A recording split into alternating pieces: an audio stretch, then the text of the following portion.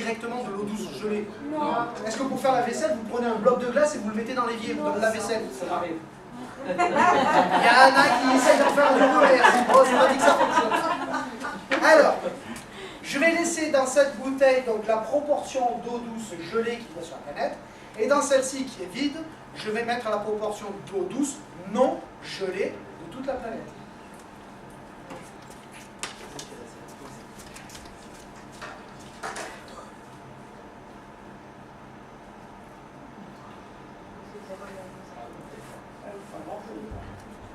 Là, il faut être précis. Hop là, ok. Donc, j'ai la proportion d'eau salée de la planète, toute la proportion d'eau douce gelée de la planète, et là j'ai toute la proportion d'eau douce non gelée de la planète. Et finalement, il ne reste plus grand-chose. Donc c'était la réponse C. Est-ce que les humains sont capables de consommer toute l'eau douce non gelée de la planète? Non. Ah non, on a l'atmosphère. La vapeur d'eau qui est dans l'atmosphère. Mais la vapeur d'eau dans l'atmosphère, on va dire, c'est... Oui, mais pas directement. Ça vient pas de Oui, mais la question c'est est... pas Pas Non, directement. mais je suis pas trop d'accord. Votre question est utilisable. L'homme, il peut utiliser toute l'eau. Il désalinise l'eau de mer, tout ça. Non, Ouais, parce que question, s'il elle n'a aurait pas dû les- dire non, parce que consommable s'il n'a pas les direct. moyens, il ne peut pas le faire. Non, mais la question, ça aurait dû être consommable par l'homme. Parce qu'on peut utiliser toute l'eau. La glace, on la fait fondre et on boit de l'eau. Oui, c'est vrai.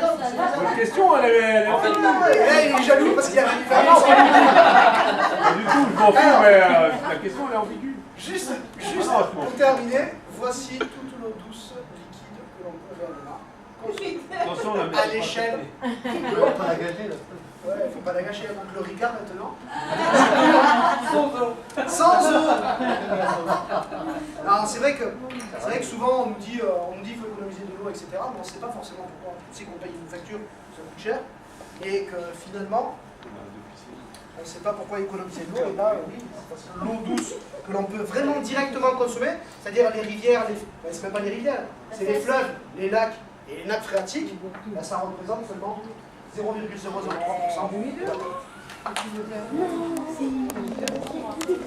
Allez. Ouais, non. Je suis raccordé. Si tu refais le jeu, tu auras plus de réponses. Bien. Un été à Fréjus-Saint-Raphaël. La réserve d'eau potable en cas de problème d'alimentation est de combien de temps? Réponse 1 ou réponse A, 18 heures. Réponse 2 ou réponse B, 48 heures. Réponse 1 ou réponse C, 24 heures. Réponse 4, réponse B, 78 heures. Attention. Top, c'est parti. En été, notre stock d'eau potable à Fréjus-Saint-Raphaël dure combien de temps si on a une panne sur le cycle? Il n'y a plus d'eau dans la nappe phréatique. Voilà ce que vous avez répondu.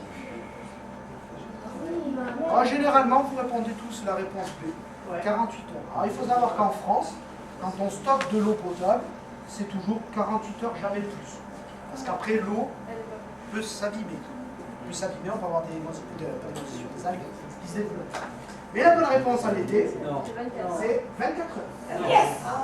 Après, juste Saint-Raphaël, c'est 24 heures. Pourquoi? Pourquoi? Maintenant, il fonctionne dans les voitures, ça quitte. Alors, en fait, pourquoi c'est moins en été? Parce que ça chauffe moins d'eau. Parce que ça Non? Il y a plus de monde. Il y a plus de monde. On multiplie la population dans le département. Rien que dans le département, on la multiplie par 10, la population. Oui, donc c'est... L'eau, elle, par contre, elle ne multiplie pas par 10. C'est pas possible. Alors juste une petite carte pour vous montrer la région Provence-Alpes-Côte d'Azur, et c'est les principaux cours d'eau de notre région. En fait, pour vous repérer, on va faire un peu de géographie, pour vous repérer, le département du Var est ici, les limites vertes sont ici. Voilà, là. Zut, revient à l'avant, encore une, voilà. Donc nous on se trouve, Fréjus-Saint-Raphaël, on se trouve ici. En fait, il faut savoir qu'il y a de l'eau dans la région Provence-Alpes-Côte d'Azur, mais elle est principalement dans le nord de la région, dans les Alpes. département du Var a un gros problème, c'est que nous avons très peu de nappes phréatiques. Lorsque vous buvez de l'eau au robinet, donc toujours à Fréjus-Saint-Raphaël, cette eau provient de quel endroit? Comment? C'est sûr que si je viens chez vous, j'aurai les mêmes problèmes. Maintenant, vous le saurez. Ce soir, quand vous allez vous brosser les dents, wow, l'eau, elle vient de tel endroit maintenant. Alors, plusieurs réponses, je vous aide, il y en a 4. Il y en a 4. Réponse 1, du lac de Saint-Cassien. Il y a 4 bonnes réponses. Réponse 2, du Réran. C'est là où il y a le barrage de Malpassé. Réponse 3, de l'Argence. Réponse 4, du Verdon. Réponse 5, du Fournail. Réponse 6, de la Siagnole. Je vous laisse réfléchir avant de lancer le vote. Comme ça, vous savez ce que vous allez répondre. Sinon, en 10 secondes, vous n'allez pas y aller. C'est bon pour vous? Allez, attention, top, c'est parti pour 10 secondes. 4 bonnes réponses. Là, si on joue aux fléchettes, presque. Ferme les yeux et on peut réfléchir. 1, 2, 3, 4. Oui. Alors. Ça y est? Alors. La bonne réponse, les bonnes réponses, je vous les donne. Ouais, c'est mieux là. Là, franchement, on la passe vite fait celle-là. Bonne réponse. Le lac de Saint-Cassien. Le lac de Saint-Cassien qui est juste au-dessus, donc de Fréjus en direction de Fayence. Le fleuve Argence qui passe à côté de Fréjus. Les réponses qu'on a validées, elles sont bonnes. Vous avez 3 points sur 4. Si vous en avez 3 de bonnes, vous avez 3 sur 4. Ah bah c'est bon. Par contre, tiens, il y a une petite question. Je ne sais pas si vous êtes bon en géographie. Vous avez vu, l'eau de Fréjus-Saint-Raphaël vient du Verdon.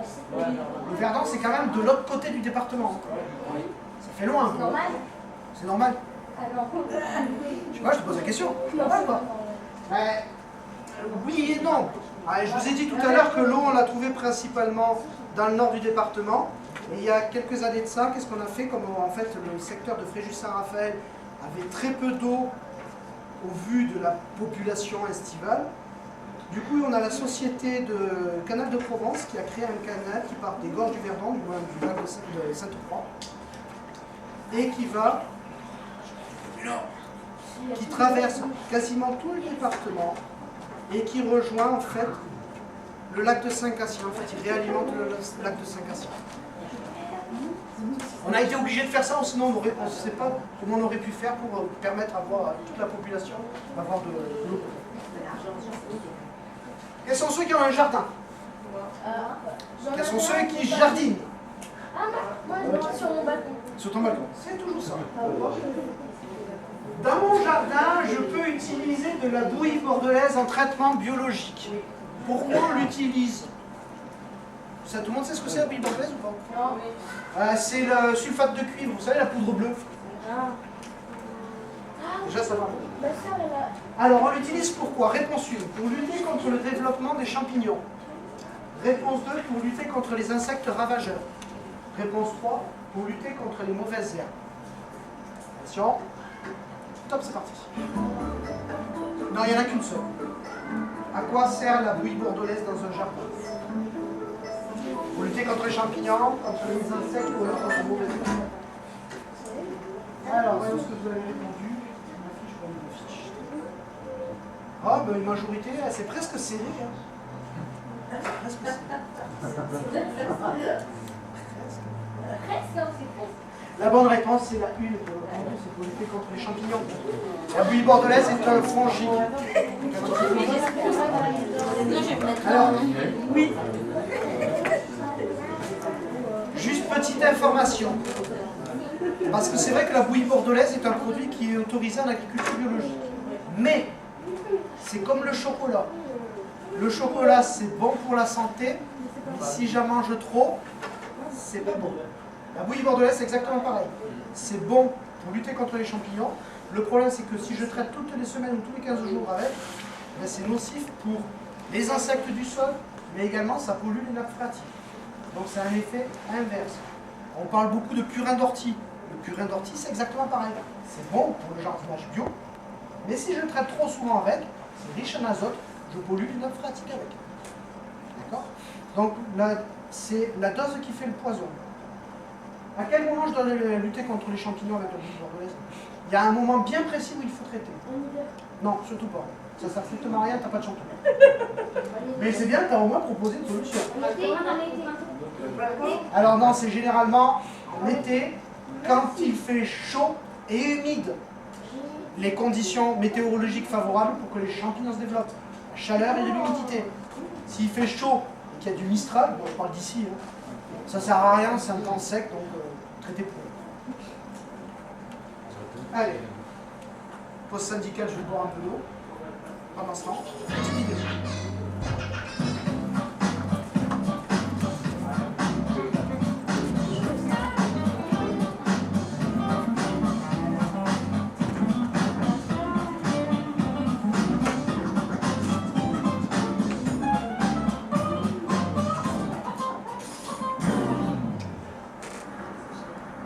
Oh là là. Mon pauvre ami, vous êtes tout plein de mauvaises herbes. Quoi, où ça? Voilà, tout autour de mon radis. Ah, mais c'est pas des mauvaises herbes, ça, c'est de l'herbe libre. Ah, bah, appelez ça comme vous voulez, mais ça fait un peu désordre. Vous désherbez pas? Bah si, je désherbe. Ah, qu'est-ce que vous mettez Comment ça, ce que je mets? comme produit? Ah, mais je mets pas de produit, je désherbe à la main. Ah, mais c'est pas étonnant alors. Moi, si vous voulez, j'ai un super produit. Il n'y a rien qui lui résiste. Vous en voulez un petit peu? Oula, non, bah si, je préfère éviter tout ce qui est pesticides. Ah ouais, d'accord. Vous, c'est zéro produit, tout à base de naturel, c'est ça? Autant que possible, oui. Ouais. Bah, je sais pas si vous savez, mais en 2050, on sera 10 milliards. Faudra bien les nourrir, tous ces gens. Hein? Et sans les pesticides, comme vous dites, ça va pas être évident de faire pousser de la salade pour tout le monde. Peut-être, mais c'est pas mon potager qui va les nourrir, vos 10 milliards. Et puis les pesticides, c'est dangereux. Ça se promène, on en trouve dans les lacs, dans les rivières. C'est dangereux, les grands mots. Excusez-moi, mais on a fait des progrès. Les produits sont beaucoup moins dangereux. Peut-être, mais c'est quand même des produits destinés à tuer les organismes vivants, plantes ou animaux. Et nous aussi, on est des organismes vivants. Les paysans qui manipulent ça toute la journée, je peux vous dire, ils ont intérêt à prendre des précautions s'ils veulent rester en bonne santé. Alors on est coincé. Soit on mange en bois pollué, soit en bois propre, et on n'a plus assez de nourriture pour l'humanité. Tout de suite, attendez, je dis pas qu'il faut arrêter complètement les pesticides, je dis juste qu'il faut commencer à en mettre de moins en moins, c'est tout. Ah! Vous êtes un sacré marrant, hein? Quoi? Vos rhododendrons, Eh ben, ils sont magnifiques. Vous n'allez pas me faire croire que vous mettez aucun produit? ah si, j'avoue. Ah! Alors là, on s'en fout pas mal des lacs et des rivières, hein? On fait moins le malin. C'est quoi comme produit? De l'eau savonneuse. Autre chose? Non. Bonne journée. C'est ça.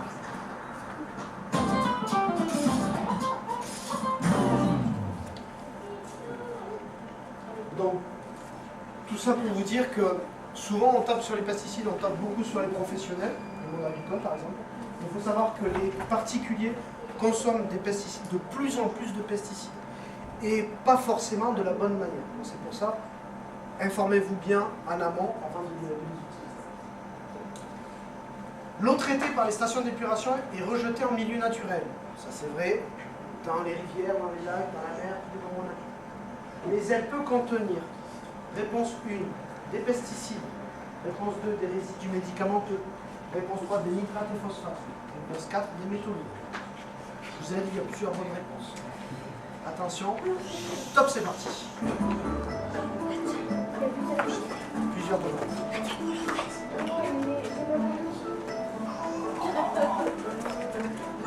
Et si je te laisse 30 secondes à chaque fois, là, on finit dans le matin. Alors, vos réponses, dites-moi un peu. 2, 4. Qui c'est qui a mis 1, 2, 3, 4? Je vois pour gagner des points. Bonne réponse, c'est 1, 2, 3, 4. 1, 2, 3, 4. Dites-moi, mais comment ça se fait qu'on retrouve des résidus médicamenteux, par exemple, dans une station d'épuration? C'est parce que bon, quand c'est le Voilà. C'est pas parce qu'on jette des médicaments.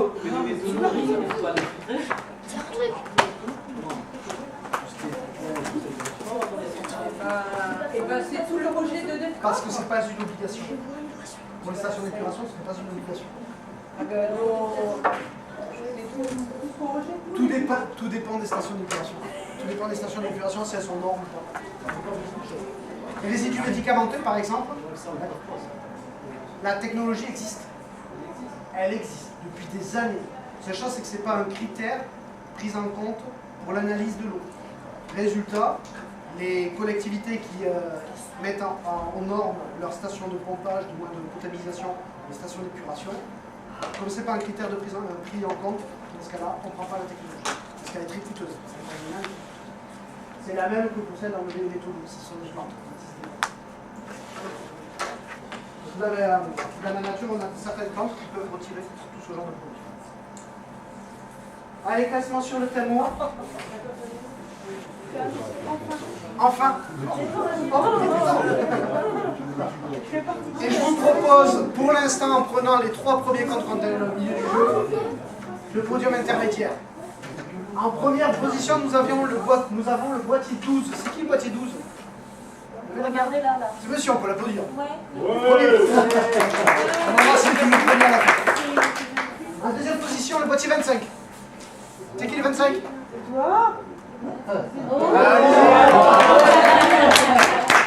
Troisième position, boîtier 11. Boîtier 11? Ouais. Bon, mais les autres, hein. Allez, on enchaîne de suite avec le thème déchets. Et la première question. Savez-vous ce que va devenir votre poubelle d'ordures ménagère, donc la poubelle noire, hein, le non recyclable, de cette semaine? Réponse 1. Elle sera brûlée. Ça, c'est ici? Oui, ici, de cette semaine. Réponse 1, elle sera brûlée. Réponse 2, elle sera enterrée. Réponse 3, elle sera triée. Réponse 4, elle sera compostée. Attention. Vous voulez que je vous les donne aussi à des temps? Il n'y a pas de plusieurs réponses. Il n'y en a qu'une seule. Il n'y en a qu'une seule. Attention, top, c'est parti. Est-ce que la poubelle des ordures ménagères cette semaine sera brûlée, enterrée, triée ou bien compostée? Toi, tu sais, qu'est-ce que tu as répondu? La 2, elle sera enterrée?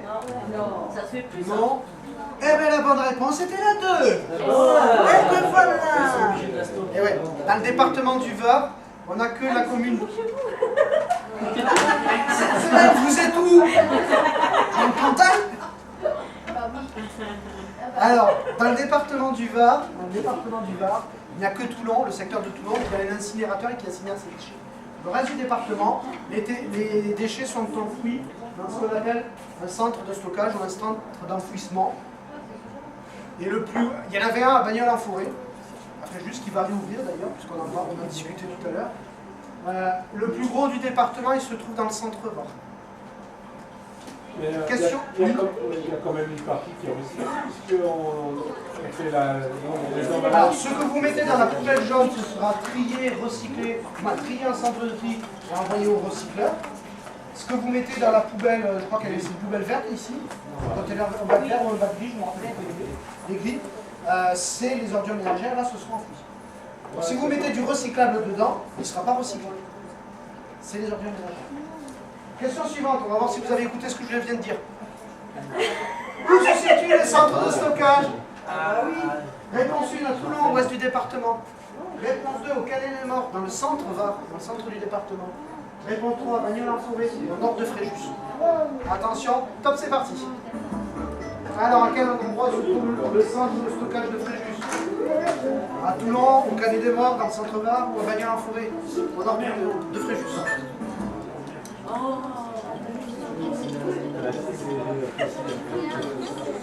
Qu'est-ce que vous avez répondu? 3. 2. Je laisse parler de la 3, mais je dis que c'était fermé. Oui, ça va réouvrir, c'est le 2. Le piège! C'est vrai que le bagnole, j'en ai parlé. Oui, on a parlé des 3. Vous parlez pas fort, on n'entend pas. Vous n'avez pas écouté! Vous parlez pas assez fort. Ah, je parle pas assez fort, voilà. Merci pour la monnaie, si vous voulez gagner.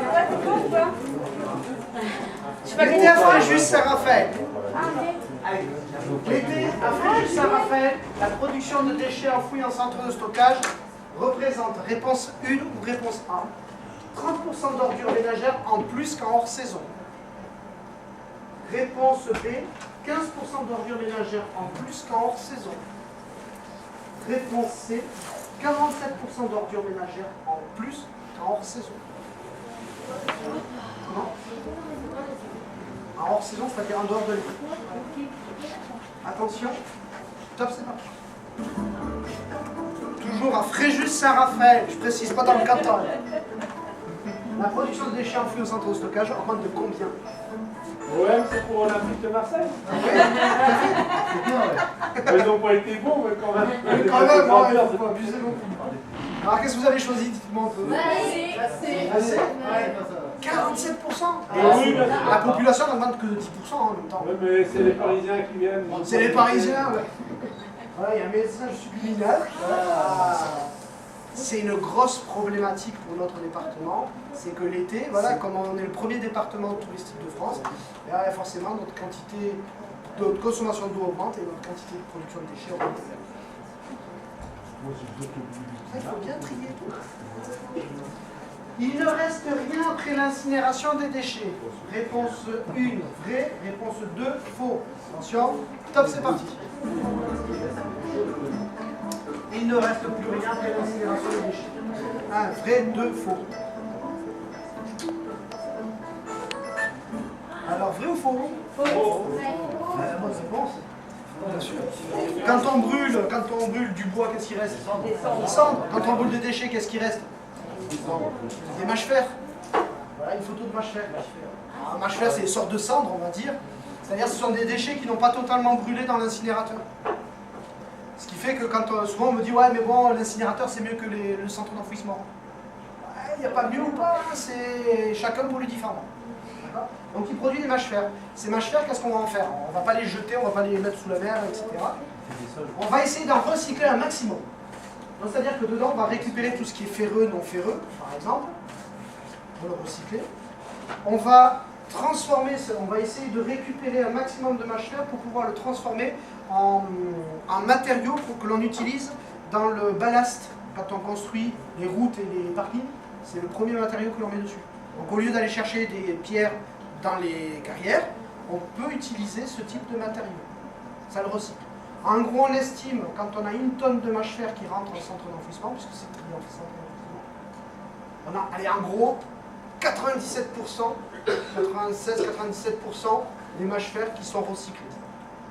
Les pourcentages restants, il est enfoui parce qu'il est inutilisable. Quelle est la part du tri en déchets en France? On n'est plus à Fréjus-Saint-Raphaël. Là, c'est la moyenne française. Quelle est la part du tri des déchets en France? Réponse A, 20%. Réponse B, 11%. Réponse C, 49%. Attention, top, c'est parti.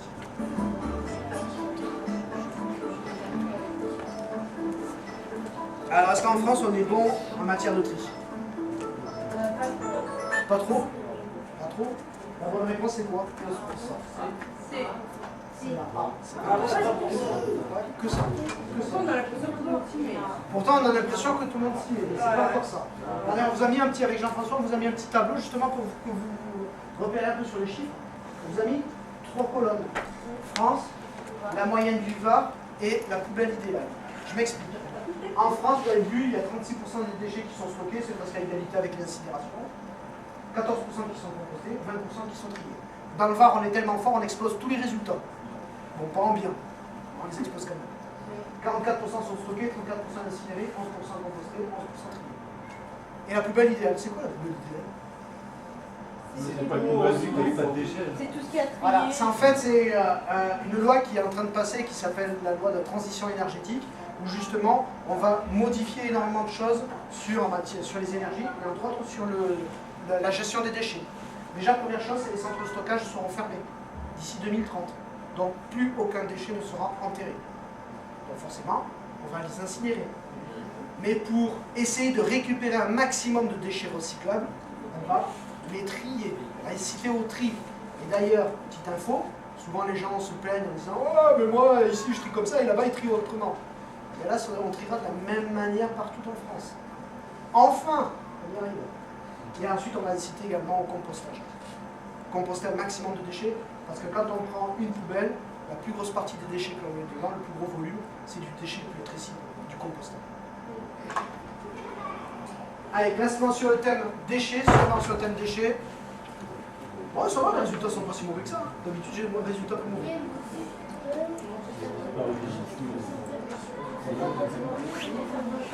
Allez, on passe au thème suivant.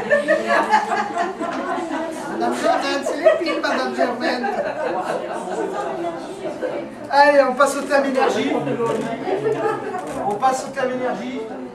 Et on commence par une vidéo. Bonjour Omar, bonjour Franck. Eh bien, comment va-t-elle? Eh bien moi, je suis contre la pollution. Mon véhicule, ma voiture, au lieu de mettre de l'essence dedans, je mets des concombres.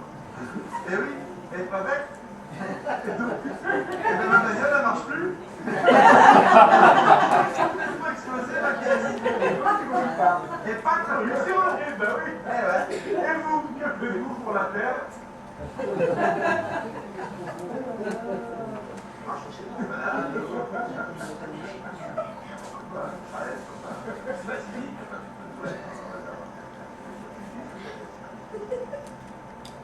Voilà. Et vous, qu'est-ce que vous faites avec votre voiture pour ne pas polluer? Ah bah on fait rien. Vous mettez du gasoil. Ah, on pourrait rouler en voiture électrique. Voilà, il y a d'autres choses.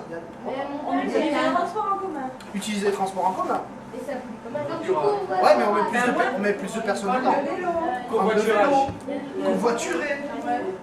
Le train. oui, mais Voilà, je voulais pas le dire, hein, mais bon. On peut utiliser le train aussi. Mais bon, je veux rentrer dans le transport en commun, ça va. Ouais. Oui. mais il y a un bus qui marche avec du caca pour pas polluer. Oui, à un nord de l'Europe, ils récupèrent les déchets issus des stations d'épuration, du moins c'est les gaz produits dans les stations d'épuration. Avec le conducteur, je suis pas mal d'ailleurs. C'est clair qu'on peut pas se trouver derrière. Allez, trêve de plaisanterie, on enchaîne. Pour consommer plus de carburant, attention, pour consommer plus de carburant avec un véhicule diesel, le changement de vitesse peut se faire. Réponse A. Entre 1500 et 2000 tours par minute. Réponse B. Entre 1000 et 1500 tours par minute. Réponse C. Entre 2000 et 2500 tours par minute. Attention, il y a un piège dans cette question.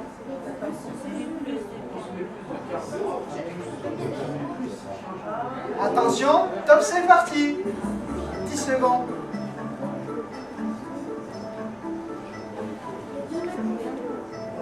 Oui, il y a deux réponses. Trop tard. J'ai dit attention, il y a un piège. C'est BC. C'est B et C?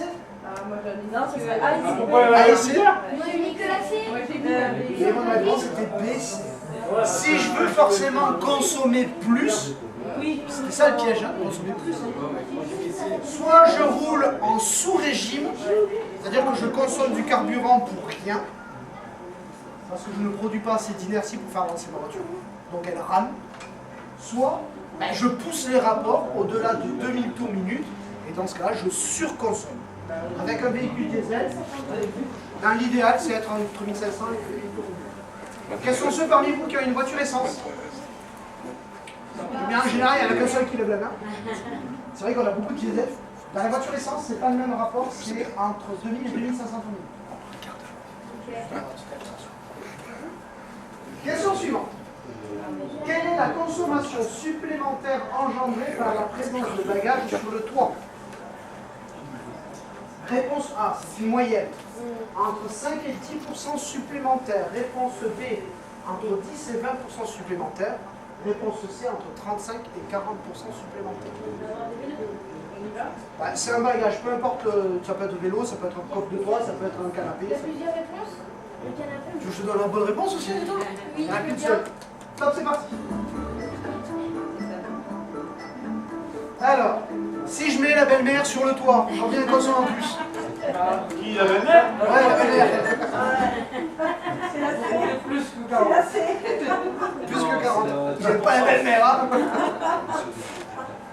Alors, voyons, vous avez répondu 10 à 20% et la bonne réponse était 35 à 40%. Non, c'est pas vrai. C'est truqué. Je demande à être remboursé. C'est pas truqué. C'est pas truqué. Ce qu'il faut savoir déjà, première chose, c'est que 50% du carburant que vous utilisez sert à ce que la voiture fende l'air. 50%. Si je rajoute quelque chose de supplémentaire sur le toit, rien que ne serait-ce qu'une barre de toit, souvent on roule avec les barres de toit alors qu'il n'y a rien dessus. Hein. Rien que les barres de toit, c'est déjà 7% supplémentaire. Si en plus je pars en vacances, que j'ai tout dans mon appartement, mais je laisse le coffre de toit sur la voiture, alors je sais que souvent dans les projets c'est un peu compliqué, mais même s'il est profilé, je consomme encore plus. Lorsque le moteur... Bon, pour la belle-mère, vous la mettez dans le coffre. Voilà. Ça c'est qu'on l'entend, du coup. Bon. Lorsque le moteur est froid, que faut-il faire après sa mise en route? Réponse A, ou réponse 1. Laissez tourner le moteur au ralenti pendant quelques minutes. C'est une question non pour les femmes aussi. Réponse B, démarrer immédiatement en accélérant pour chauffer plus vite. Réponse C, démarrer immédiatement en évitant de pousser les rapports. Que ce soit un véhicule essence ou diesel. Attention, top, c'est parti. Qu'est-ce qu'il faut faire quand on a le moteur? Est-ce que je laisse fonctionner au ralenti? Alors, qu'est-ce que vous faites, vous? La A. C'est la réponse, exactement. J'évite absolument de tirer les rapports. De toute façon, si j'ai un diesel, il ne voudra pas. Il ne voudra pas, quand il fait vraiment froid, il ne voudra pas. Et vous l'abîmez plus qu'autre chose. Le laisser tourner au ralenti, ça ne sert strictement à rien, vous consommez du carburant pour rien. Tiens, petite question, puisqu'on a beaucoup de dieseleux. Dieselistes, si vous voulez. Combien de kilomètres met un diesel pour se réchauffer, pour arriver à température normale de fonctionnement? 30 kilomètres. La minute. 5 km. 30 kilomètres?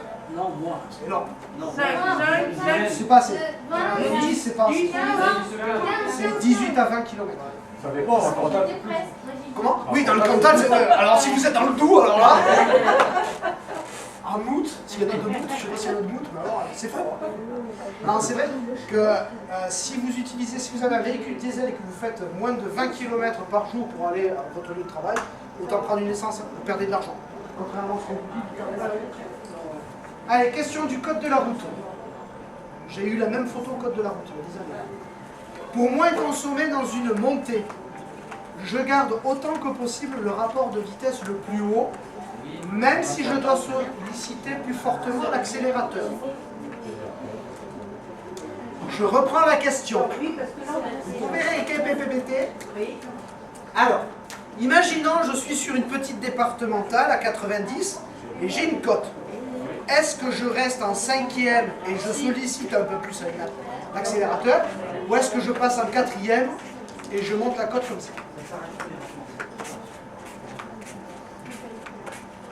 Réponse 1, vrai, je reste en 5e et je monte en accélérant un peu plus fort.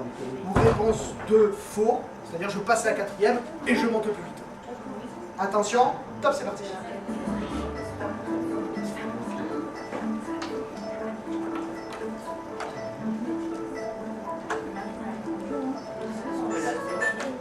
Alors, qu'est-ce que vous avez répondu?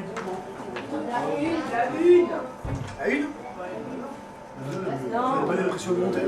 Bah oui, non, là, Vous descendez non, beaucoup. il faut jouer les rapports, c'est-à-dire que tu descends. bah oui. Il faut jouer les rapports. Alors là, attention, on a un rallye. Bonne réponse, oui, c'est vrai.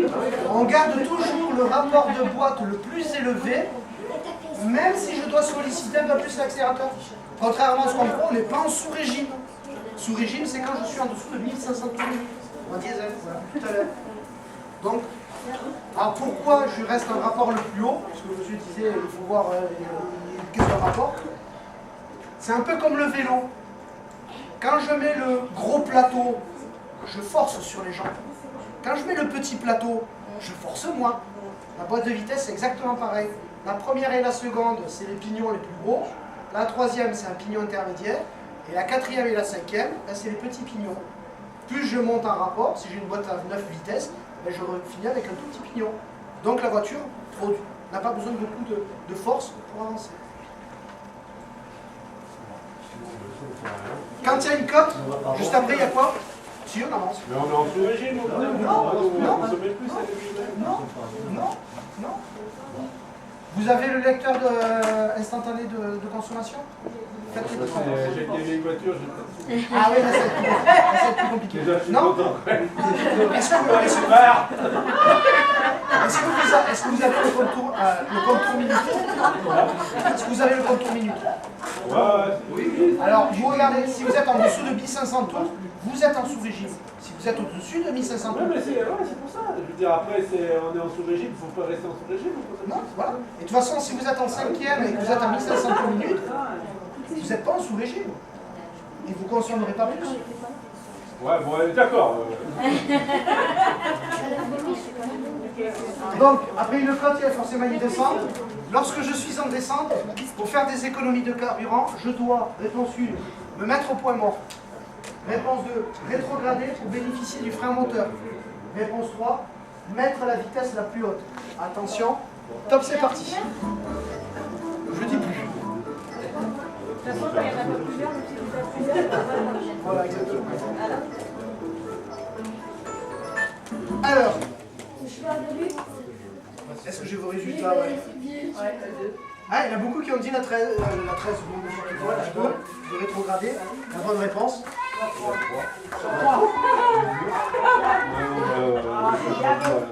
C'est parce qu'il dit sur les panneaux en plus. Alors, Ouais, c'est ça. est-ce que vous avez un panneau à chaque descente en disant utilisez votre frein moteur? Ralentissez votre vitesse. Moi, j'ai pas d'idée. Prenez la descente qui est juste devant chez vous. Il n'y a pas le panneau qui l'indique. Donc ça veut dire que la descente n'est pas dangereuse. Lorsque vous avez un panneau avec marqué utiliser le frein moteur, là oui, utilisez votre frein moteur. La sécurité en premier avant l'éco-conduite. Par contre, si ce n'est pas précisé, vous mettez la vitesse la plus haute, le rapport le plus haut, vous lâchez l'accélérateur, c'est ce qu'on appelle la coupure d'alimentation. Il y a 0 litre qui passe dans les injecteurs. La voiture utilise toute son inertie pour descendre et vous ne baissez pas en vitesse. Souvent, j'ai des conducteurs qui râlent parce qu'ils disent « Ouais, mais moi j'ai été flashé avec un radar dans une pente. » Ils font exprès. Pourquoi? Parce qu'on se met en 4e et qu'on a le pied sur l'accélérateur. Et qu'on jongle avec l'accélérateur. Et on est au-dessus de la vitesse autorisée. Alors que si je fais la coupure d'alimentation, je n'ai pas le pied sur l'accélérateur et je respecte la limitation de vitesse. Faites l'expérience. Ouais. Bah, faites expérience.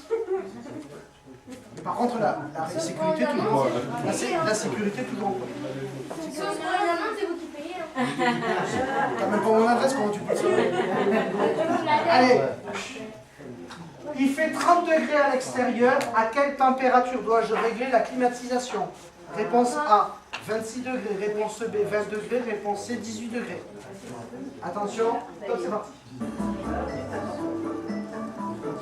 S'il fait 30 degrés, on fait un peu de maths. S'il fait 30 degrés à l'extérieur, combien dois-je régler ma température de la climatisation? Alors, votre réponse? Toujours 5 degrés au maximum d'écart entre la température intérieure et extérieure.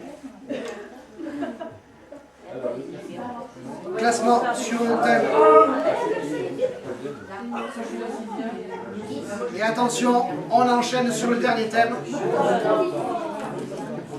Sur le thème biodiversité. Et on commence par une devinette. Indice numéro 1. Je mue plusieurs fois dans ma jeunesse. Ce n'est pas un adolescent. Indice numéro 2. Je suis un crustacé décapode. J'ai 5 paires de pattes. Indice numéro 3. Je possède 2 pinces atrophiées, c'est-à-dire petites tailles pour les plus jeunes.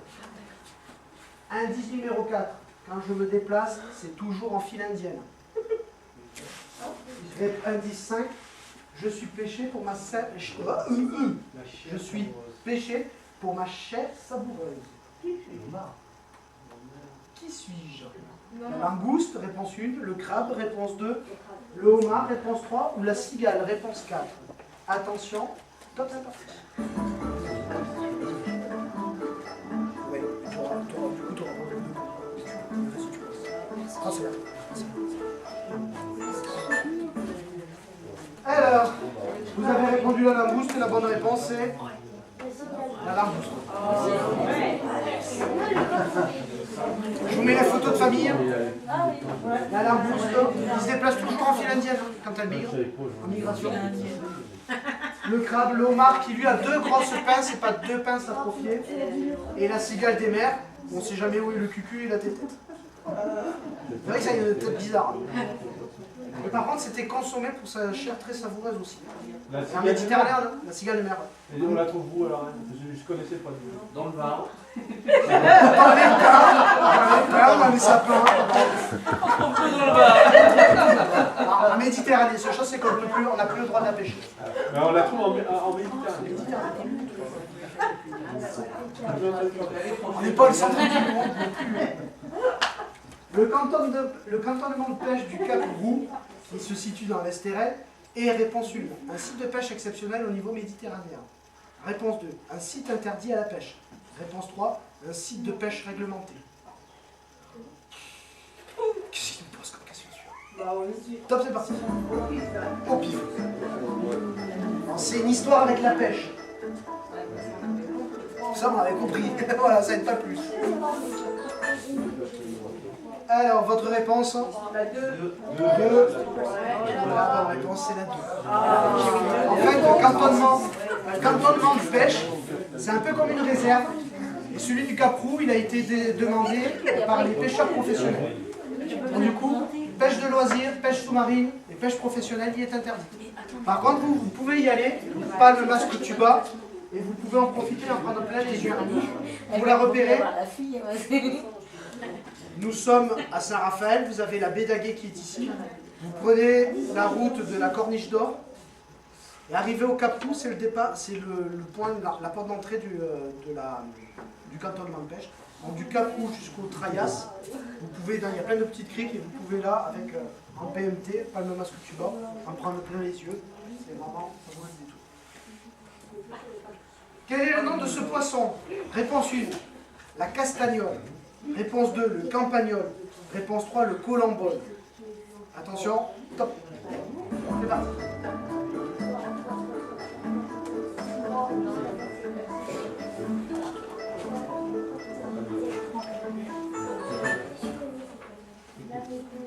La réponse?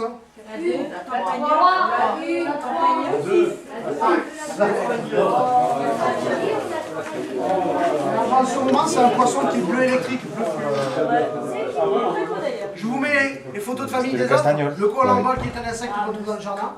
Et le campagnol qui est un petit rongeur qu'on a dans les jardins. Qui est dans la campagne.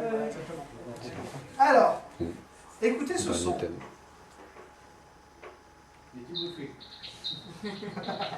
C'est Guillaume. Guillaume, là.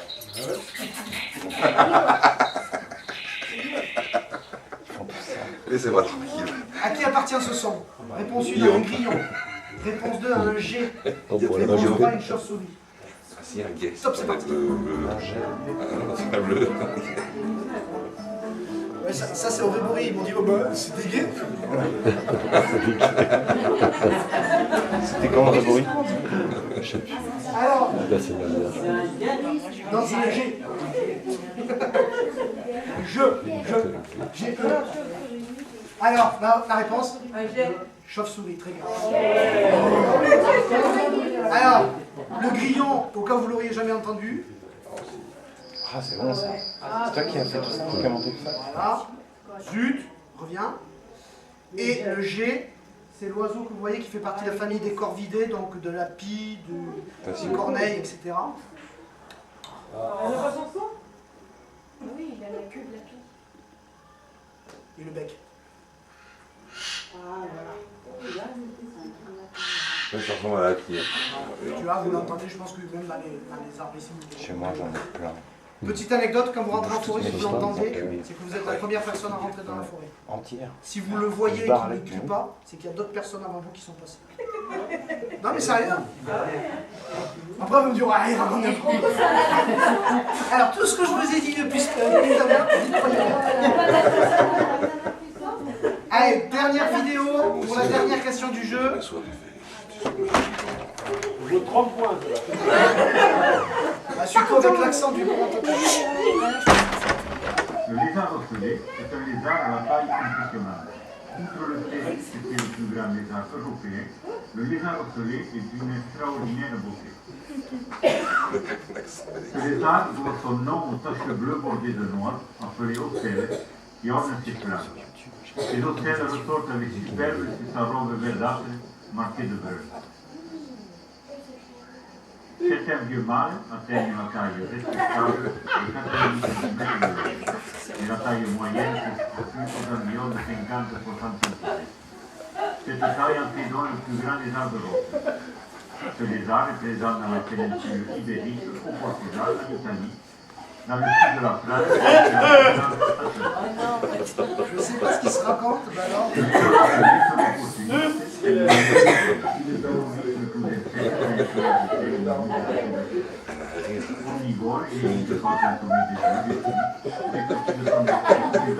Il y a une question qui va avec, moi. Dans la journée, ce lézard prend le soleil sur les yeux nus et sur les yeux rocheux. En cas de danger, il s'appuie rapidement. Au crépuscule, il rejoint son abri, dont il ne s'éloigne jamais du tout. Cet abri est situé dans une seule vague et dans une galerie aménagée dans le sol. Il est très sensible au froid et le lézard est sera de moi.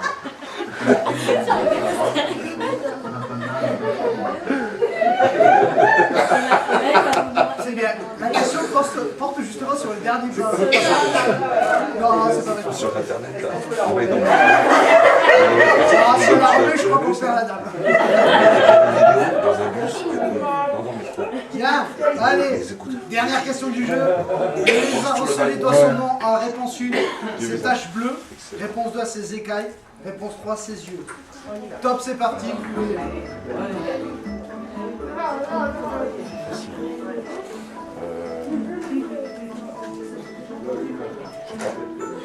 Ces écailles. Alors, vos réponses. Ouais. 22 qui ont dit les taches bleues. C'est ce que vous avez vu sur l'écran. Les taches bleues.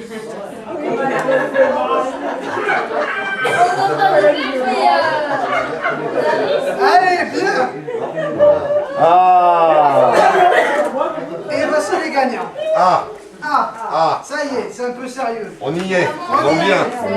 Alors, je vous propose qu'on se le fasse à la Miss France. La Miss France.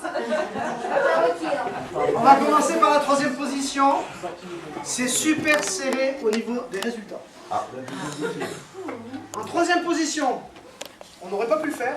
Avec 21 points, c'est le boîtier numéro 21. C'est qui? C'est monsieur Cyril. Le numéro 3e.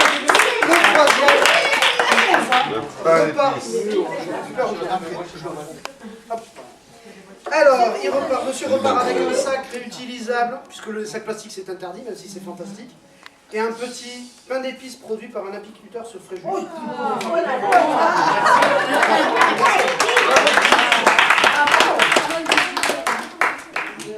En 2e position, avec 21 points. Mais. 21 encore. C'est le boîtier 11. C'est le boîtier numéro 11.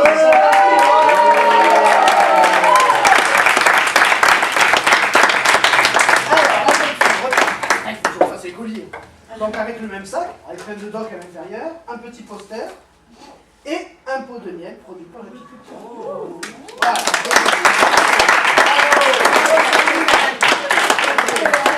Bien, bah écoutez, je vous remercie beaucoup pour cette soirée. Il manque quelque chose? Number one. Le number one? Alors, manque les roulements de tambour, mais bon. Le numéro 1.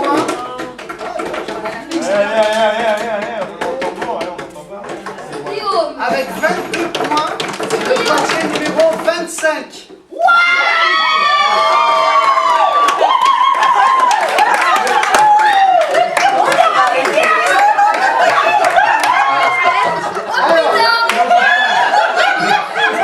Il faut aller chercher.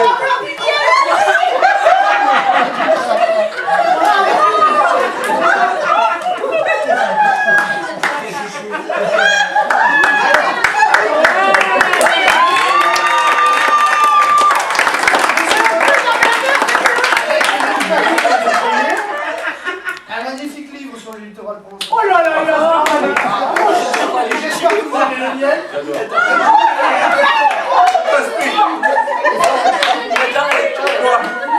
bah non, j'aime trop le miel. Mais tu veux te dire où il est fait, maman ira en acheter. Bravo.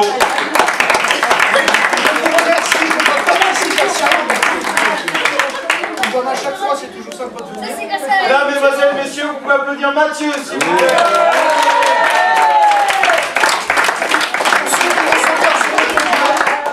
Pour ceux qui ne sont pas sur le podium, ben, dans 15 jours, c'est toujours là. On met ça, oui. On met ça. Mais vous savez.